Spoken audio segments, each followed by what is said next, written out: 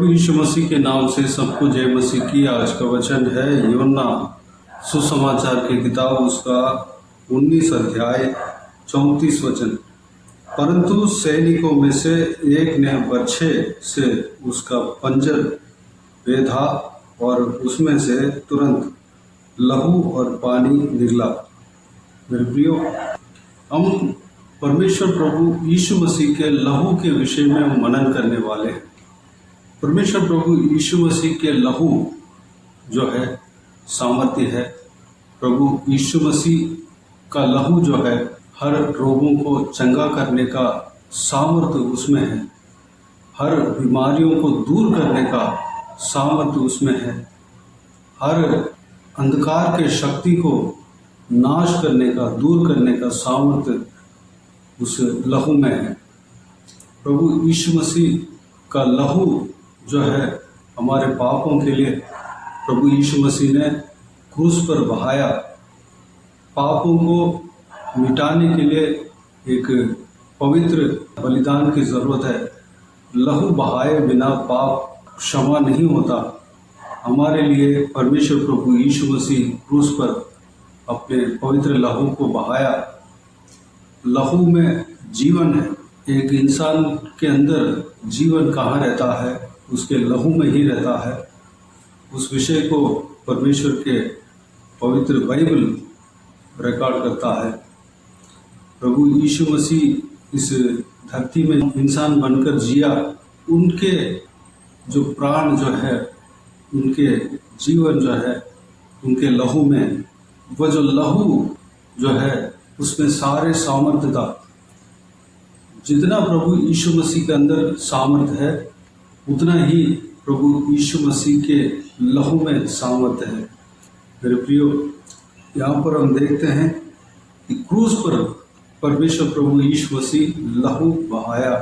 उनके लहू जो है बह गया, निकल गया, उनके शरीर से निकल गया।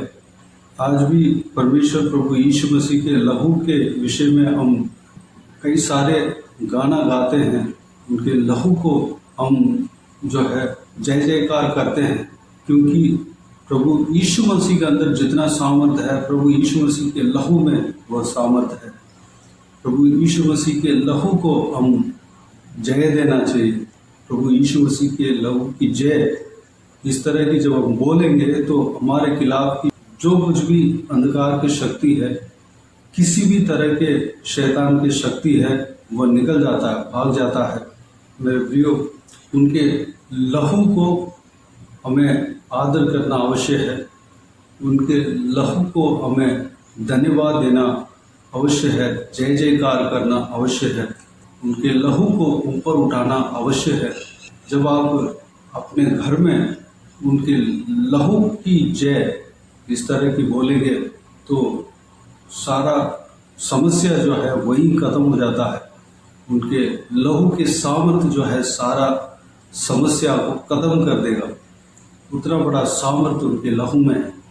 प्रभु यीशु मसीह के प्राण उस लहू में है। उस पर चढ़ने से पहले ही जब पनिशमेंट शुरू हुआ, घोड़े का आया, उनके लहू जो है बहना शुरू हुआ। उनके लहू किसी भी रोगी के ऊपर अगर लगता तो वो रोगी जो है वो चंगा हो जाता, क्योंकि उतना बड़ा सामर्थ्य उनके लहू में है। आज भी हम देखते हैं एक कोई भी तेल को प्रार्थना करके, पानी को प्रार्थना करके उसको इस्तेमाल करते हैं, लोग इस्तेमाल करते हैं। वैसे परमेश्वर के वचन में कहा है कि तेल मलकर प्रार्थना करो। प्रभु यीशु मसीह के लहू के अंदर इतना सामर्थ्य है कि हम उस कोई भी चीज़ को या पानी या तेल को हम परमेश्वर के नाम के द्वारा हम प्रार्थना कर कर, जैसे कि प्रभु यीशु इस पानी को आपके लहू बना देना, इस पानी के अंदर आपके लहू के सामर्थ्य को रखना, इस तरह की प्रार्थना कर कर उस पानी को या उस तेल को जब हम इस्तेमाल करते हैं तो परमेश्वर के सामर्थ्य वहाँ पर दिखता है।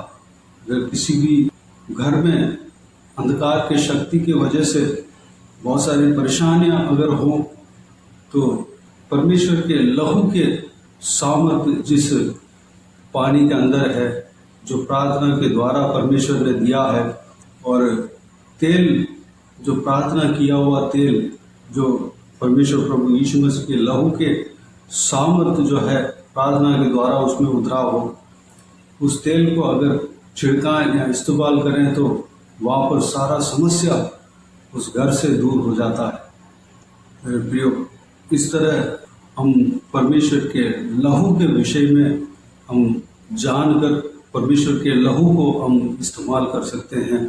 परमेश्वर जो है अपने कलीसिया को, अपने शरीर के टुकड़े को, यानी कि शरीर के अंग को, कोई भी परमेश्वर प्रभु यीशु मसीह का कलीसिया प्रभु यीशु मसीह का अंग है, शरीर का अंग है, उनसे कहा कि मेरे शरीर और मेरे लहू को खाकर मेरे मृत्यु को स्मरण करो। इस तरह परमेश्वर अपने वचन के द्वारा कहता है।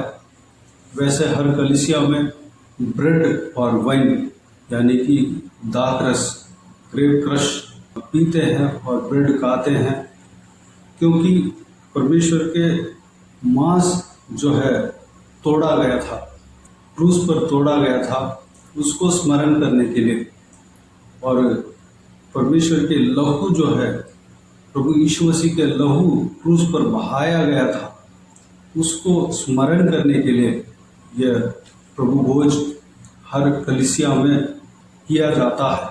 क्योंकि हर एक प्रभु यीशु मसीह के शरीर का अंग को उस प्रभु भोज में शामिल होना चाहिए। हमें उस लहू को स्मरण कर कर उस ग्रेप क्रश या जो वाइन जो रहता है, जो पासवान कलीसिया में सेवक जो है प्रार्थना कर कर देता है, उसमें हमें भाग लेना है, उसको हम पी लेना है। परमेश्वर का वचन कहता है अगर पाप के साथ पिएंगे तो हमें नुकसान पहुंच सकता है। वह पवित्र लहू है, परमेश्वर प्रभु यीशु मसीह का लहू है, उसमें पाप नहीं है। अगर किसी भी शरीर में पाप है, कोई भी लोग यूं ही खाता है, पीता है, परमेश्वर के शरीर को स्मरण नहीं करता, उनके मृत्यु को स्मरण नहीं करता, उसका वैल्यू को नहीं समझता, वह यूं ही जाके उसमें भाग लेता है, तो उस पर जो है उस तरह की नहीं करने के लिए कहा, उस तरह नहीं करना है, बल्कि हमें करना है कि कुरिन्थियों के पहला पत्री उसका 11 अध्याय 29वां वचन को मैं पढ़ना चाहूँगा। क्योंकि जो खाते पीते समय प्रभु की देह को न पहचाने, वह इस खाने और पीने से अपने ऊपर दंड लाता है। इस तरह कहा गया है। परमेश्वर के लहू को जो कलीसिया में दिया जाता है, प्रभु भोज में दिया जाता है, उस लहू को अनुचित रीति से नहीं खाना चाहिए, नहीं पीना चाहिए। अपने पापों को स्मरण कर कर, माफ़ी मांगकर, पवित्र हृदय के साथ परमेश्वर के देह को पहचान कर हम भक्ति के साथ, भय के साथ उस भोज में हमें शामिल होना है। 27 वचन में इस प्रकार लिखा है, इसलिए जो कोई अनुचित रीति से प्रभु की रोटी खाए या उसके कटोरे में से पिए, वह प्रभु की देह और लहू का अपराधी ठहरेगा। मेरे प्रियो, परमेश्वर प्रभु यीशु मसीह के ऊपर जितना हम विश्वास रखे हैं, प्रभु यीशु मसीह के लहू के ऊपर विश्वास रखना है। प्रभु यीशु मसीह को जितना हम आदर करते हैं, प्रभु यीशु मसीह के लहू को उतना ही हम आदर करना है। प्रभु यीशु मसीह के ऊपर भय मानकर हम प्रभु यीशु मसीह के पीछे जितना चलते हैं, प्रभु यीशु मसीह के लहू के भय मानना है। प्रभु यीशु मसीह के लहू जो है सामर्थ्य है। जब हम प्रभु भोज में शामिल होते हैं तो हम भय के साथ हमें शामिल होना है। उस भोज को, यानी कि रोटी को, जिस तरह प्रभु यीशु मसीह के शरीर को क्रूस पर तोड़ा गया, उस तरह कलीसिया में प्रार्थना करके रोटी को तोड़ कर देता है। उस रोटी के टुकड़े हम हैं, हमें पवित्र रहना चाहिए। उस टुकड़े को हम खाते हैं, उस अंग में भाग लेते हैं, परमेश्वर के शरीर में हम भाग लेते हैं। हम बड़े भय के साथ आदर देकर हमें भाग लेना है। परमेश्वर प्रभु यीशु मसीह का लहू जो है क्रूस पर बहाया गया है, प्रभु यीशु का उस क्रूस के त्याग को हमें स्मरण करना है। भय के साथ उस लहू के सामर्थ्य जिस वाइन के अंदर है, जो कटोरा जो कहता है, कहा गया है, कटोरे में हमें भाग लेना है। तब हम परमेश्वर के कलीसिया के अंग बने रहते हैं। प्रभु यीशु मसीह यह आज्ञा को देता है। मेरे प्रियो, प्रभु यीशु मसीह का लहू का जय जयकार करें। अपने घर में जब हम प्रभु यीशु मसीह को स्तुति करते हैं, हम प्रभु यीशु मसीह को आराधना करते हैं, प्रभु यीशु मसीह के लहू के बारे में हम कहकर प्रभु यीशु मसीह का लहू को धन्यवाद दे, स्तुति करें। प्रभु यीशु मसीह का लहू को हमें आदर करना है, जय जयकार करना है। प्रभु यीशु आप सबको आशीष दे। आइए हम प्रार्थना में जाए। प्यारे पिता, दयालु परमेश्वर, आपको धन्यवाद देता हूँ आज के इस आपके बहुमूल्य वचन के लिए। आपको धन्यवाद देता हूँ परमेश्वर पिता, आपके लहू के विषय में हम जितना हो सकता था मनन किया परमेश्वर पिताजी। आपके लहू को जो आदर हम देना चाहिए देने पाए परमेश्वर, अनुग्रह देना। आपके लहू के महत्व को हम समझने पाए परमेश्वर। आपके लहू को हम जिस तरह इस्तेमाल करना चाहिए करने पाए परमेश्वर। आपके लहू में आपके सामर्थ्य है पिता परमेश्वर, आपके प्राण उसमें है परमेश्वर।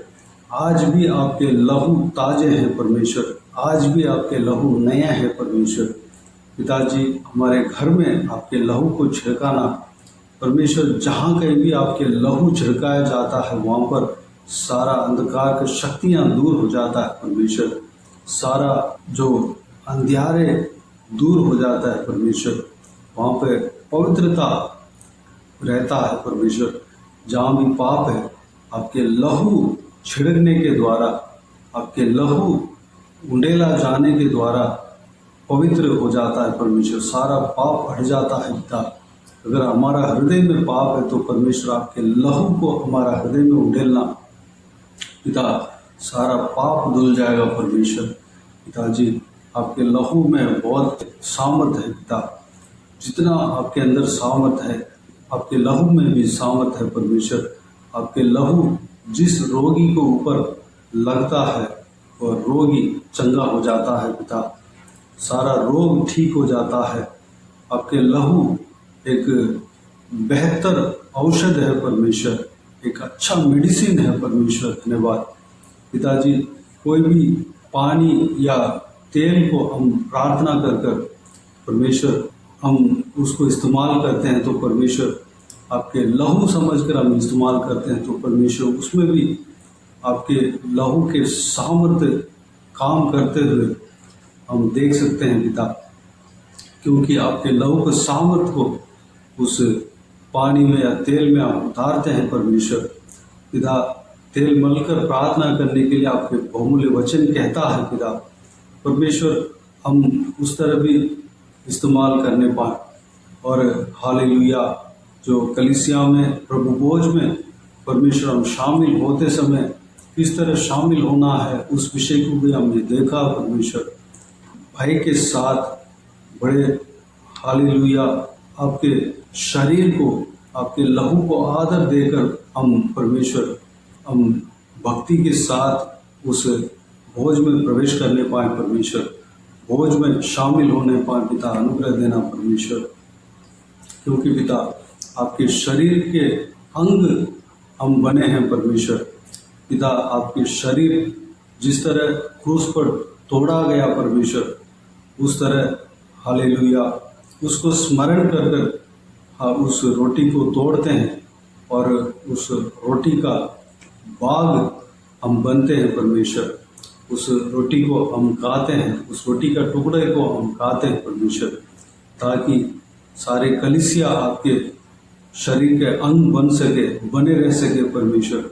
आपके लहू जो क्रूस पर बहाया गया परमेश्वर, उस लहू को हम स्मरण करने पाए, उस लहू को हम आदर देने पाए परमेश्वर, उस लहू को हम महिमा देने पाए परमेश्वर। हालेलुया। हम बड़े भय के साथ उस लहू को हम पीने पाए, क्योंकि परमेश्वर एक शरीर में मांस और लहू रहता है परमेश्वर, लहू में जीवन रहता है परमेश्वर, प्राण रहता है पिता परमेश्वर। उस लहू के द्वारा हम आपके शरीर का अंग बनते हैं। उस लहू को हम बड़े भय के साथ पीने पाए पिता। अनुचित रीति से हम इस पवित्र भोज में, प्रभु भोज में हम शामिल नहीं होने पाए, बल्कि परमेश्वर जिस तरह आपके वचन कहता है, तैयारी के साथ हम जाकर इस प्रभु भोज में शामिल होने पाए पिता, अनुग्रह देना। लेकिन परमेश्वर हर एक कलीसिया के अंग इस भोज में शामिल होना चाहिए पिताजी। हम उस भोज में, प्रभु भोज में, पवित्र भोज में हम शामिल होने के लिए हम अपने आप को तैयार करने पाए पिता, अनुग्रह देना परमेश्वर। आपके लहू को, आपके क्रूस का त्याग को हम स्मरण करने पाए परमेश्वर, आपको धन्यवाद देने पाए, स्तुति करने पाए परमेश्वर। जो भी आपने आपके कलीसिया में करने के लिए कहा परमेश्वर, हमें करने के लिए कहा, उन सारे बातों को हम जानने पाए और करने पाए पिता, अनुग्रह देना परमेश्वर। पिताजी आपके देह को हम पहचानने पाए, आपके लहू के सामर्थ को हम पहचानने पाए परमेश्वर, अनुग्रह देना। हालेलुया।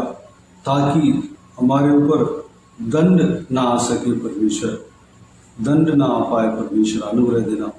हालेलुया। आपके बहुमूल्य लहू के महिमा को हम अच्छी तरह पहचानने पाए परमेश्वर, अनुग्रह देना। बाकी सारे बातों को आपके हाथों में सौंपते हैं परमेश्वर। इस वीडियो को देखने वाले हर एक जनों के जीवन में कार्य करना पिता, किसी को भी कोई भी कमी घटी ना होने देना, भरपूर आशीष देना। कोई भी जन बीमार हो उनको आपके हाथों में सौंपते हैं, उन्हें छूना, चंगा करना प्रभु यीशु मसीह के नाम से चंगा होने पाए। अगर किसी को दुख हो, तकलीफ हो, सारा दुख तकलीफ को दूर करना, परेशानी को दूर करना, आंसू को पहुँचना, जिनको जो कुछ भी प्रार्थना का विषय है, सारा प्रार्थना का विषय का उत्तर देना। महिलाओं को आपके हाथों में सौंपते हैं, छोटे बच्चों को आपके हाथों में सौंपते हैं, बुजुर्ग व्यक्तियों को आपके हाथों में सौंपते हैं। हर एक के संग रहना परमेश्वर, हर एक के ऊपर आपके अनुग्रह रखना परमेश्वर। धन्यवाद देता हूँ पिता, हर एक का काम में आशीष देना।